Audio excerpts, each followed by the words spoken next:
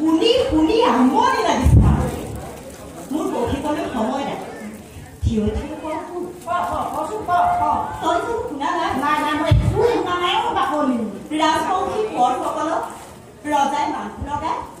এফালৰ পৰা ধুনীয়া আৰু মাৰি খাস্তান কৰিব লাগিছে আৰু এইবাৰ তুমখুৰীয়া হৈলৰ আমাৰ কোঁৱৰকো তেনেদৰে ধৰাই নি ৰজা আৰু বুঢ়া গোহাঁই হাতলীয়াৰ পাণ পাতিছে বুলি কেনেবাকৈ আইচক্ৰীম নাই গম পাই কোঁৱৰৰ কুশলৰ নিমিত্তে এই সভা পাতিছে এতিয়া এইবাৰ কোঁৱৰক ঈশ্বৰে ৰাখিলেহে ৰখা ঈশ্বৰৰ চৰণত কাকো মিনতি নকৰিলে অন্য কি উপায় চান্দা ৰাখে হৰি মাৰে কোনে মাৰে হৰি ৰাখে কোনে মই যাওঁ যা কিন্তু ৰূপে কৈছে